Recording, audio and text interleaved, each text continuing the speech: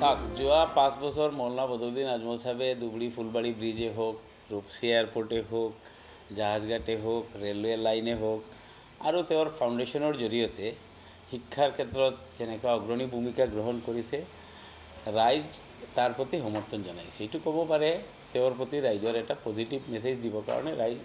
ওলাই আহিছে আৰু তেওঁৰ পক্ষত মত দিছে কেনেকুৱা হ'ব পাৰে তেওঁ জিকিব বহুতে বহুত কথা কৈ আছে ময়ো শুনা পাইছোঁ ছ'চিয়েল মিডিয়াতো মই দেখিছোঁ কিন্তু ফাইনেলি মৌলানা বদৰুদ্দিন আজমল সাহেব জিকিব আপোনালোকে চাব তাত লিড থাকে আচলতে কংগ্ৰেছৰ বহু বেছি লিড থাকে যিটো 27 লাখমান ভোটাৰ হৈছে ক'তবা টাউন কেন্দ্ৰিক অঞ্চলত সদায় UDFৰ কম থাকে তাতেই বেছি চিঞৰ বাখৰ হয় তাতেই বেছি উৎপাত হয় তাতেই বেছি ফেচবুক চলোৱা মানুহ থাকে আজমল সাহেবৰ ভোটখিনি চাইলেণ্ট ভোটাৰ UDFৰ ভোটাৰখিনি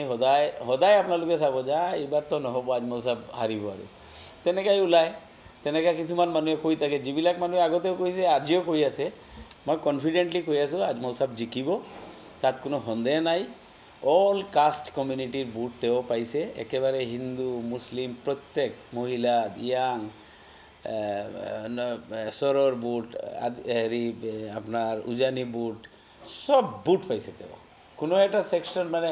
আপোনালোকে আচৰিত নহ'ব হিন্দু ভোটো কিমান পাইছে আপোনালোকে চাই ল'ব য'ত মুছলিম ভোট এটাও নাই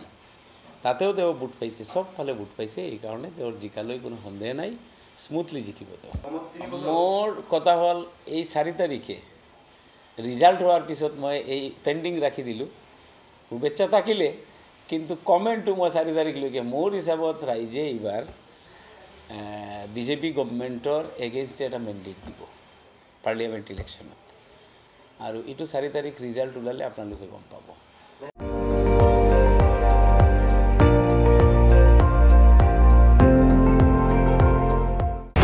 আপুনি চাই আছে ND24 সৰ্বশ্ৰেষ্ঠ নহয় সৰ্বোত্তমৰ দৌৰ